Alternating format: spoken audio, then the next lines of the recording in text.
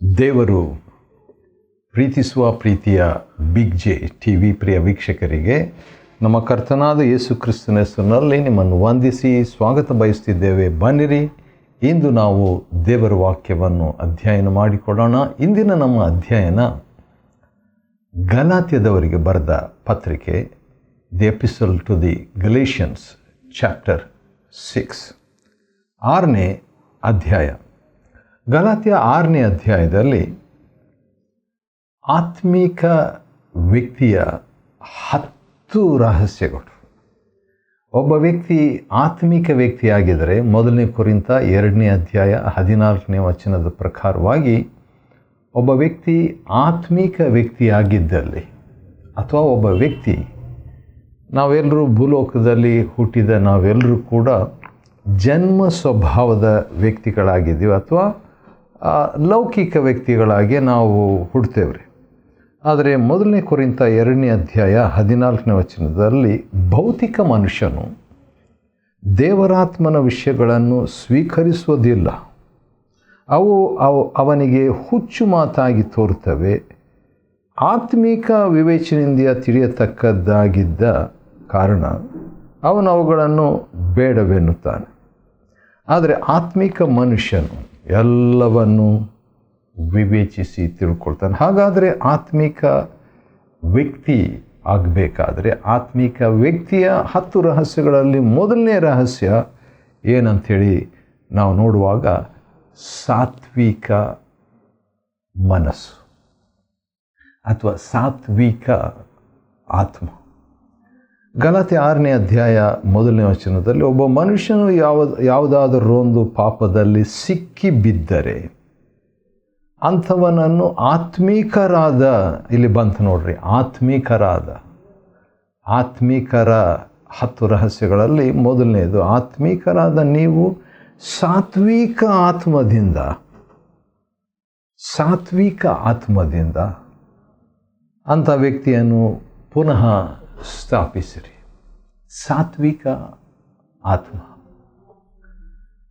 ಸಾತ್ವಿಕ ಆತ್ಮದ ಬಗ್ಗೆ ಹೇಳಬೇಕಾದರೆ ಈ ಸಾತ್ವಿಕತ್ವ ಇದನ್ನು ನನಗೆ ವಿವರಿಸ್ಲಿಕ್ಕೆ ಗೊತ್ತಿಲ್ಲ, ಆದರೂ ಕೂಡ ನಾನು ಹೇಳ್ಬೋದು. ಈ ಸಾತ್ವಿಕತ್ವ ಭಾಳ ಶಕ್ತಿಯುತವಾದದ್ದಂತ ಹೇಳ್ಬಿಟ್ಟು 1 ಪೇತ್ರ 3ನೇ ಅಧ್ಯಾಯದಲ್ಲಿ ಈ ಬಗ್ಗೆ ಭಾಳ ಸ್ಪಷ್ಟವಾಗಿ ಪೇತ್ರನು ಹೇಳುವಂಥದ್ದನ್ನು ಗಮನಿಸ್ಬೋದು. 1 ಪೇತ್ರ 3ನೇ ಅಧ್ಯಾಯ 1ನೇ ವಚನದಿಂದ ಹಿಡಿದು ಅದೇ ರೀತಿಯಾಗಿ ನಾವು ನೋಡುವಾಗ 4ನೇ ವಚನದಲ್ಲಿ ಕೂಡ ಸಾತ್ವಿಕವಾದ ಶಾಂತ ಮನಸ್ಸು ಅಂತ ಹೇಳ್ಬಿಟ್ಟು ಅದೇ ಮಾತು ನಮ್ಮ ಕರ್ತನಾದ ಯೇಸು ಕ್ರಿಸ್ತನ ಮತ್ತಾಯನ ಬರೆದ ಸುವಾರ್ತೆ 11ನೇ ಅಧ್ಯಾಯ 29ನೇ ವಚನದಲ್ಲಿ ಕೂಡ ಅದೇ ಪದ ಸಾತ್ವಿಕತ್ವ ಎಂಬ ಪದ ಬಳಸಲಾಗಿದೆ.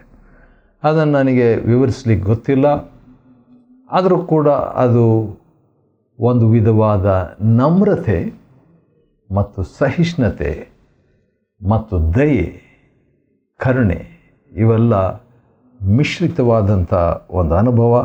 ಸಾತ್ವಿಕತ್ವ, ಜೆಂಟಲ್ನೆಸ್. ಸರಿ, ದೇವರಾತ್ಮನದ್ರ ಬಗ್ಗೆ ನಮಗೂ ಪ್ರಕಟಣೆಯನ್ನು ಕೊಡಲಿ. ಆತ್ಮಿಕತ್ವದ ಅಥವಾ ಆತ್ಮಿಕ ವ್ಯಕ್ತಿಯ 10 ರಹಸ್ಯಗಳಲ್ಲಿ 1ನೇ ರಹಸ್ಯ ನಾವು ನೋಡಿದ್ವಿ, ಸಾತ್ವಿಕತ್ವ. 2ನೇದಾಗಿ ನೋಡುವಾಗ ಮತ್ತೊಬ್ಬರ ಭಾರವನ್ನು ಹೊರುವುದು, ಕ್ಯಾರಿಯಿಂಗ್ ಅನದರ್ ಪರ್ಸನ್ಸ್ ಬರ್ಡನ್. 6ನೇ ಅಧ್ಯಾಯ 2ನೇ ವಚನದಲ್ಲಿ ನಾನು ಆತ್ಮಿಕನಾಗಬೇಕಾದ್ರೆ ನಾನೇನು ಮಾಡಬೇಕು? ನನ್ನ ಭಾರ ಮಾತ್ರ ನಾನು ಹೊತ್ಕೋಬಾರ್ದು, ಅದು ಇರಬೇಕು. ಆದರೆ ಮತ್ತೊಬ್ಬರ ಭಾರವನ್ನು ಹೊತ್ತುಕೊಳ್ಳುವುದು. ಈ ಬಗ್ಗೆ ನನಗೆ ಒಂದು ಆಶ್ಚರ್ಯ ಏನಂದರೆ, ಮತ್ತಾಯನ ಬರೆದ ಸುವಾರ್ತೆ 11ನೇ ಅಧ್ಯಾಯ 28ನೇ ವಚನದಲ್ಲಿ ಎಲೈ ಕಷ್ಟಪಡುವವರೇ, ಹೊರೆ ಹೊತ್ತವರೇ, ನೀವೆಲ್ಲರೂ ನನ್ನ ಬಳಿಗೆ ಬನ್ನಿರಿ, ನಾನು ನಿಮಗೆ ವಿಶ್ರಾಂತಿಯನ್ನು ಕೊಡ್ತೇನೆ ಅಂತ ಹೇಳ್ಬಿಟ್ಟು ಹೊರೆ ಹೊತ್ತವರಿಗೆ ನಮ್ಮ ಕರ್ತನು ನೀಡಿದ ಒಂದು ಆಹ್ವಾನ. ಅದು ಸಾರ್ವತ್ರಿಕವಾದಂಥ ಒಂದು ಆಹ್ವಾನ, ಹೊರೆ ಹೊತ್ತವರಿಗೆ. ಆದರೆ ಹೊರೆ ಹೊತ್ತವರು ಯೇಸು ಕರ್ತನ ಬಳಿಗೆ ಹೋಗುವಂಥದ್ದು ಅಷ್ಟೇ ಅಲ್ಲ, ಈಗ ಯೇಸು ಕ್ರಿಸ್ತನಿಗೆ ಮತ್ತೊಂದು ದೇಹವಿದೆ, ಸಭೆ ಎಂಬ ದೇಹ, ಆತ್ಮಿಕ ದೇಹ. ಅಂದು ದೈಹಿಕ ದೇಹದಿಂದ ನನ್ನ ಬಳಿಗೆ ಬನ್ನಿರಿ ಹೊರೆ ಹೊತ್ತವರೇ ಎಂಬುದಾಗಿ ಒಂದು ಆಹ್ವಾನ ಕೊಟ್ಟಿರಲಾಗಿ, ಅದೇ ಆಹ್ವಾನ ಇಂದು ತನ್ನ ಆತ್ಮಿಕ ಶರೀರದ ಮುಖಾಂತರವಾಗಿ ಮತ್ತೊಬ್ಬರ ಭಾರವನ್ನು ನಾವು ಹೊರಬೇಕಾದ ಹಂಗಿನಲ್ಲಿದ್ದೇವೆ. ಮೂರನೇ ವಚನ ಏನಂತ ಹೇಳಿದರೆ, ವಂಚಿಸಿಕೊಳ್ಳಬಾರದು ಅಂತ ಹೇಳ್ಬಿಟ್ಟು. ಅಂದರೆ ಯಾವ ರೀತಿಯಲ್ಲಿ ವಂಚಿಸಿಕೊಳ್ಳಲಿಕ್ಕೆ ಸಾಧ್ಯ ಎಂಬುದಾಗಿ ನೋಡುವಾಗ 6ನೇ ಅಧ್ಯಾಯ ಗಲಾತ್ಯ 3ನೇ ವಚನದಲ್ಲಿ ವಂಚನೆಯಲ್ಲಿ ಸ್ವವಂಚನೆ ಭಾಳ ಭೀಕರವಾದಂಥ ವಂಚನೆ. ಯಾಕಂದರೆ ಬೇರೆಯವರು ವಂಚನೆ ಮಾಡುವಂಥದ್ದು ಉಂಟು, ಸೈತಾನ್ ವಂಚನೆ ಮಾಡುವಂಥದ್ದು ಇದೆ. ಆದರೆ ಸ್ವವಂಚನೆ, ಏನೂ ಅಲ್ಲದವನೊಬ್ಬನು ತಾನು ಏನೋ ಆಗಿದ್ದೇನೆಂದು ಭಾವಿಸಿಕೊಂಡ್ರೆ ತನ್ನನ್ನು ತಾನೇ ವಂಚಿಸಿಕೊಳ್ತಾನೆ. ನಾನು ಆತ್ಮಿಕ ವ್ಯಕ್ತಿ ಆಗಬೇಕಾದ್ರೆ ನನ್ನನ್ನು ನಾನೇ ಏನೋ ಅಂತ ತಿಳ್ಕೊಬಾರ್ದು. ಹೌದು, ರೋಮ 12:3-4 ಪ್ರಕಾರವಾಗಿ ನಾವು ಎಂಥವರಾಗಿದ್ದೇವೋ ದೇವರ ಕೃಪೆಯಿಂದಲೇ ಅಂಥವರಾಗಿದ್ದೇವೆ. 1 ಕೊರಿಂಥ 15:10 ಪ್ರಕಾರ ಕೂಡ. ಆದರೆ ನಾವು ಇರುವುದಕ್ಕಿಂತಲೂ ಮೇಲಾಗಿ ಭಾವಿಸಿಕೊಳ್ಳುವಂಥ ಒಂದು ಸ್ವಭಾವ ನಮ್ಮೆಲ್ಲರಿಗೂ ಇದೆ, ನನಗಿದೆ. ಬೇರೆಯವ್ರ ಬಗ್ಗೆ ನನಗೆ ಗೊತ್ತಿಲ್ಲ, ಆದರೆ ನನಗಿದೆ. ನಾನು ಇರುವುದಕ್ಕಿಂತಲೂ ನಾನು 7ನೇ ಕ್ಲಾಸು ಆತ್ಮಿಕವಾಗಿ ಅಂತ ಹೇಳಿದ್ರೆ ನಾನು 10ನೇ ಕ್ಲಾಸು ಅಥವಾ PhD ಎಂಬಂಥ ತಿಳ್ಕೊಳ್ಳುವಂಥ ಒಂದು ಭಾವನೆ, ಹೆಚ್ಚಾಗಿ ತಿಳ್ಕೊಳ್ಳುವಂಥ ಭಾವನೆ.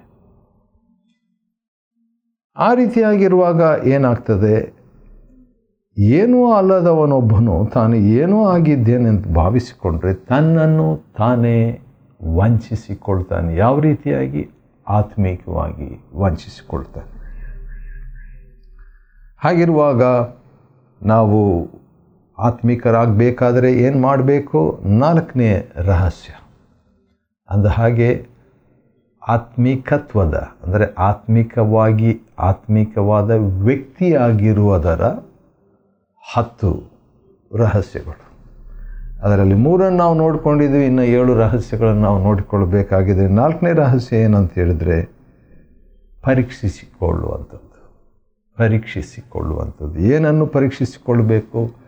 6ನೇ ಅಧ್ಯಾಯ 4ನೇ ವಚನದಲ್ಲಿ ಪ್ರತಿಯೊಬ್ಬರು ತಮ್ಮ ಕೆಲಸವನ್ನು ಪರೀಕ್ಷಿಸಿಕೊಳ್ಳುವಂಥದ್ದು.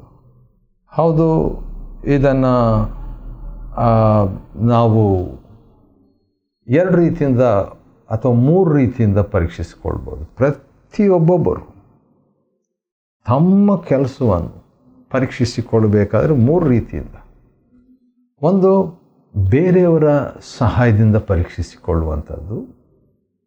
2ನೇದು, ದೇವರಾತ್ಮನ ಸಹಾಯದಿಂದ ಪರೀಕ್ಷಿಸಿಕೊಳ್ಳುವಂಥದ್ದು. 3ನೇದು, ದೇವರು ನಮಗೆ ಕೊಟ್ಟಿರುವಂಥ ತಿಳುವಳಿಕೆ, ಜ್ಞಾನ, ವಿವೇಚನೆ, ಅನುಭವ, ಮನಸ್ಸಾಕ್ಷಿ, ಈ ಮೂಲಕವಾಗಿ ನಮ್ಮನ್ನು ನಾವೇ ಪರೀಕ್ಷಿಸಿಕೊಳ್ಳುವಂಥದ್ದು. ಆ ರೀತಿಯಾಗಿ ಪರೀಕ್ಷಿಸಿಕೊಳ್ಳುವಾಗ ಏನಾಗ್ತದೆ ಅಂತ ಹೇಳ್ಬಿಟ್ಟು ನೋಡುವಾಗ, ಆಗ ಅವರು ತಮ್ಮಲ್ಲಿ ಮಾತ್ರ ಅಂಥವರು ಸಂತೋಷಪಡುವುದಕ್ಕೆ ಆಸ್ಪದವಾಗುವುದೇ ಹೊರತು ಮತ್ತೊಬ್ಬರಲ್ಲಿ ಅಲ್ಲ ಅನ್ನುವಂಥ ಒಂದು ಮಾತಿದೆ. ಹೇಗೋ ಈ ವಿಷಯ ನಾವು ಮಾಡ್ತಕ್ಕದ್ದೇನೆಂದರೆ ಸ್ವಯಂ ಪರೀಕ್ಷೆ. ಈ ಬಗ್ಗೆ ಹಳೆ ಒಡಂಬಡಿಕೆಯಲ್ಲಿ ಕೀರ್ತನೆ 139ನೇ ಅಧ್ಯಾಯದಲ್ಲಿ ಅರಸನಾದಂಥ ದಾವೀದನು ತನ್ನ ಒಂದು ಅನುಭವವನ್ನು ಹೇಳುವಾಗ ಆದಂಥ ಒಂದು ಸಂಗತಿ ಏನಂತ ಹೇಳಿದರೆ, ದಾವೀದನು ದೇವಾನನನ್ನು ಪರೀಕ್ಷಿಸು, ಸಂಪೂರ್ಣವಾಗಿ ತಿಳ್ಕೊ ಎಂಬುದಾಗಿ ಹೇಳುವಂಥದ್ದನ್ನು ಕೀರ್ತನೆ 139:1 ಮತ್ತು 23ರಲ್ಲಿ ನೋಡ್ತೇವೆ. ಈಗ ನಾವು ನೋಡ್ತಾ ಇರುವಂಥ ಒಂದು ವಿಷಯ ಏನಂತ ಹೇಳಿದ್ರೆ, ಆತ್ಮಿಕತ್ವದ ಅಥವಾ ಆತ್ಮಿಕ ವ್ಯಕ್ತಿಯಾಗಿರುವುದಕ್ಕೆ 10 ರಹಸ್ಯಗಳು. ಅದರಲ್ಲಿ 4 ನೋಡಿದ್ವಿ, ಈಗ 5ನೇದನ್ನು ನಾವು ನೋಡ್ತಿದ್ದೀವಿ. ಅದೇನೆಂದರೆ ಸ್ವಂತ ಹೊರೆಯನ್ನು ಹೊರುವುದು, ಕ್ಯಾರಿಯಿಂಗ್ ಓನ್ ಬರ್ಡನ್, ಸ್ವಂತ ಹೊರೆಯನ್ನು ಹೊತ್ತುಕೊಳ್ಳುವುದು. ಹೌದು, ಸ್ವಂತ ಹೊರೆಯನ್ನು ಹೊತ್ತುಕೊಳ್ಳುವಂಥದ್ದು ಆತ್ಮೀಕ ವ್ಯಕ್ತಿಯಾಗಿರುವುದಕ್ಕೆ 5ನೇ ರಹಸ್ಯ. ಹೌದು, ಅನೇಕ ಭಾರ ನಾವಷ್ಟೇ ಹೊರಬೇಕು. ಅದನ್ನು ನಾವು ಬೇರೆಯವ್ರಿಗೆ ಕೊಟ್ಬಿಡಲಿಕ್ಕೆ ಸಾಧ್ಯ. ಕೆಲವು ಭಾರಗಳು ಅಥವಾ ಅನೇಕ ಭಾರಗಳು ನಾವು ಹೊರಬಾರ್ದು, ಅದನ್ನು ದೇವ್ರಿಗೆ ಕೊಡಬೇಕು. ಹಾಗಾದರೆ ಆ ಭಾರದ ವಿಷಯದಲ್ಲಿ ಕೂಡ 3 ರೀತಿಯಿಂದ ನಾವು ಮಾಡ್ಬೋದು, ಪ್ರತಿಕ್ರಿಯಿಸಬಹುದು ಭಾರಕ್ಕೆ. ಒಂದು, ನಮ್ಮ ಭಾರವನ್ನು ನಾವು ದೇವರಿಗೆ ಒಪ್ಪಿಸಿಕೊಡೋದು, ಕೊಟ್ಟುಬಿಡೋದು, ಮತ್ತಾಯ 11:28 ಪ್ರಕಾರ. ಎರಡನೇದಾಗಿ, ನಮ್ಮ ಭಾರವನ್ನು ಇತರರು ಹೊರುವಂತೆ ಮಾಡುವುದು. ಆತ್ಮಿಕ ನಾಯಕರಿರ್ಬೋದು, ಅವರು ಪ್ರಾರ್ಥನಾ ಸಹಭಾಗಿಯಾಗಿರ್ಬೋದು, ಇತರರು ನಮ್ಮ ಭಾರವನ್ನು ಹೊರುವಂಥದ್ದು. ಮೂರನೇದಾಗಿ, ನಾವು ಇನ್ನೊಂದು ಕೆಲಸ ಮಾಡಬೇಕು. ಅದೇನೆಂದರೆ, ಪ್ರತಿಯೊಬ್ಬೊಬ್ಬರು, ಗಲಾತ್ಯದವ್ರಿಗೆ ಬರೆದ ಪತ್ರಿಕೆ 6ನೇ ಅಧ್ಯಾಯದ 5ನೇ ವಚನದಲ್ಲಿ, ಪ್ರತಿಯೊಬ್ಬರು ತಮ್ಮ ಸ್ವಂತ ಹೊರೆಯನ್ನು ತಾವೇ ಹೊತ್ತುಕೊಳ್ಬೇಕು. ಆ ರೀತಿಯಾಗಿ ಯಾವ ಭಾರ, ಯಾವ ಹೊರೆ ನಾವು ಹೊತ್ಕೊಳ್ಬೇಕು, ಯಾವ ಹೊರೆ ನಾವು ದೇವ್ರಿಗೆ ಕೊಡಬೇಕು, ಯಾವ ಹೊರೆ ನಾವು ಇತರರು, ನಮ್ಮ ಆತ್ಮಿಕ ನಾಯಕರು ನಾವು ಕೊಡಬೇಕು ಎಂಬುದನ್ನು ತಿಳಿಸುವುದಕ್ಕೇ ಪವಿತ್ರಾತ್ಮನು ನಮ್ಮ ಹತ್ರ ಇರೋದು. ಸರಿ, 6ನೇ ಅಧ್ಯಾಯ ಮತ್ತು 6ನೇ ವಚನದಲ್ಲಿ ನಾವು ನೋಡುವಾಗ ಇನ್ನೊಂದು ಸಂಗತಿಯನ್ನು ನಾವು ನೋಡ್ತೇವೆ. ಅದೇನಂತ ಹೇಳಿದ್ರೆ, ಬಿತ್ತುವಂಥದ್ರ ಬಗ್ಗೆ. ಹೌದು, ಅಲ್ಲಿ ಮೋಸ ಹೋಗಬೇಡ್ರಿ. ಯಾಕೆ ಮೋಸ ಹೋಗಬೇಡ್ರಿ ಅಂದರೆ, ಕೆಲವು ಸಾರಿ ದೇವರು ಯಾವುದಾದ್ರೂ ಒಂದು ವಿಷಯದಲ್ಲಿ ಮೋಸ ಹೋಗಬೇಡ್ರಿ ಅಂತ ಸ್ಟಾರ್ಟ್ ಮಾಡಿದರೆ ನಾವು ಎಚ್ಚರಿಕೆ ವಹಿಸಬೇಕಂತ ಹೇಳ್ಬಿಟ್ಟು, ಮೋಸ ಹೋಗಬೇಡ್ರಿ ಆ ರೀತಿಯಾಗಿ ಹೇಳಿಬಿಟ್ಟು, ಮನುಷ್ಯನು ತಾನು ಏನು ಬಿತ್ತುತ್ತಾನೋ ಅದನ್ನೇ ಕೊಯ್ಯಬೇಕು. ಮಾಂಸಭಾವದಿಂದ ನಾಶನವನ್ನು, ಮಾಂಸಭಾವಕ್ಕೆ ಬಿತ್ತುವವನು ಮಾಂಸಭಾವದಿಂದ ನಾಶನವನ್ನು ಕೊಯ್ಯುವನು. ಆದರೆ ಆತ್ಮನನ್ನು ಮೆಚ್ಚಿಸಲು ಬಿತ್ತುವವನು ಆತ್ಮನಿಂದ ನಿತ್ಯ ಜೀವವನ್ನು ಬಿತ್ತುವನು. ಹೌದು, ನಾವು ಬೇಸರಗೊಳ್ಳದಿದ್ದರೆ ತಕ್ಕ ಸಮಯದಲ್ಲಿ ಕೊಯ್ತೇವೆ. ನಾವು ಆತ್ಮಿಕ ರೈತರು. ನಾವು ಅನುದಿನವೂ ಬಿತ್ತುತ್ತಾ ಇದ್ದೇವೆ. ಆತ್ಮದಲ್ಲಿ ಬಿತ್ತುತ್ತೇವೆ ಅಥವಾ ನಾವು ಮಾಂಸಕ್ಕೆ ಬಿತ್ತುತ್ತೇವೆ. ಲೌಕಿಕವಾದ ರೀತಿಯಲ್ಲಿ ಬಿತ್ತುತ್ತೇವೆ ಅಥವಾ ಆತ್ಮಿಕವಾಗಿ ಬಿತ್ತುತ್ತೇವೆ. ಒಟ್ಟು ನಾವು 24 hours 24 ತಾಸು ಬಿತ್ತುತ್ತಾನೇ ಇದ್ದೇವೆ. ಪ್ರತಿ ತಾಸು ಬಿತ್ತುತ್ತಾ ಇದ್ದೇವೆ. ವಾವ್, ಇದು ಆಶ್ಚರ್ಯ. ಆದರೆ ಇದರಲ್ಲಿ 3 ವಿಷಯಗಳನ್ನು ಹೇಳ ಬಯಸ್ತೇನೆ ನಾನು. ಎಷ್ಟೋ ವರ್ಷಗಳ ಹಿಂದೆ ಈ ವಿಚಾರದ ಬಗ್ಗೆ ನನಗೆ, ಅಂದರೆ ಬಿತ್ತುವಿಕೆಯ ಅಥವಾ ಸುಗ್ಗಿಯ ಸಿದ್ಧಾಂತಗಳು ಅಂತ ಹೇಳ್ಬಿಟ್ಟು, ಪ್ರಿನ್ಸಿಪಲ್ಸ್ ಆಫ್ ದಿ ಹಾರ್ವೆಸ್ಟ್. ಮೊದಲನೇದು, ನಾವು ಬಿತ್ತಿದ್ದನ್ನೇ ಕೊಯ್ಬೇಕು. ಈಗಾಗಲೇ ನಾವು ನೋಡಿದ್ವಲ್ಲ, ಗಲಾತ್ಯ 6, 7, 8, 9 ವಚನಗಳಲ್ಲಿ ನಾವು ನೋಡುವಾಗ ಬಿತ್ತಿದ್ದನ್ನೇ ನಾವು ಕೊಯ್ಬೇಕು. ಎರಡನೇದಾಗಿ, ಕೊಯ್ಯುವಿಕೆ ಬಿತ್ತಿದ್ದಕ್ಕಿಂತಲೂ ಹೆಚ್ಚಾಗಿರ್ತದೆ. ಸಾಮಾನ್ಯವಾಗಿ, ಹುದುವಾಗಿ, generally the reaping is more than the sowing. ಒಂದು ಗೋಧಿಯನ್ನು ಬಿತ್ತಿದರೆ ಒಂದೇ ಗೋಧಿ 6 ತಿಂಗಳು ಅಥವಾ 10 ತಿಂಗಳು, ಅದು ಯಾವ ಟೈಮ್ ಅದಕ್ಕೆ ಕಾಲಾನುಕ್ರಮ ಆದ ನಂತರ ಆ ಸುಗ್ಗಿಯ ಕಾಲ ಬರೋ ತನಕ ನೋಡುವಾಗ ಒಂದೇ ಗೋಧಿ ಬರೋಲ್ಲ, ಹೆಚ್ಚಾಗಿ ಒಂದು 100 ಗೋಧಿ ಬಂದಿರುತ್ತೆ. ಅದೇ ರೀತಿಯಾಗಿ ಮಾಂಸದಲ್ಲಿ ಬಿತ್ತಿದ್ರು, ಆತ್ಮದಲ್ಲಿ ಬಿತ್ತಿದ್ರು, ಹೆಚ್ಚಾಗಿ ನಾವು ಕೊಯ್ತೇವೆ ಅಂತ ಹೇಳ್ಬಿಟ್ಟು. ಮೂರನೇದಾಗಿ ಕೊಯ್ಯುವಿಕೆಯ ಅಥವಾ ಸುಗ್ಗಿಯ ಫಲ ಸುಗ್ಗಿಯ ಯಜಮಾನನ ಕೈಯಲ್ಲಿದೆ. ಕೆಲವು ಸಾರಿ ಒಂದು ಗೋಧಿಯನ್ನು ಬಿತ್ತಿದಾಗ ಒಂದು ಕೂಡ ಬಾರದೇ ಇರುವಂಥ ಸಾಧ್ಯತೆ ಇದೆ, ಅಥವಾ ಒಂದೇ ಬಿತ್ತಿದಾಗ ಒಂದೇ ಕೂಡ ಬರುವ ಸಾಧ್ಯತೆ. ಹೇಗೋ ಹೌದು, ಸುಗ್ಗಿಯ ಫಲವು ಸುಗ್ಗಿಯ ಯಜಮಾನನ ಕೈಯಲ್ಲಿದೆ ಅನ್ನುವಂಥದ್ದು ಮೂರನೇ ಸಿದ್ಧಾಂತ. ಸರಿ ಇರಲಿ, ನಾವು ಏನು ನೋಡ್ತಿದ್ದೀವಿ ಅಂದರೆ ಆತ್ಮಿಕ ವ್ಯಕ್ತಿಯ 10 ರಹಸ್ಯಗಳು.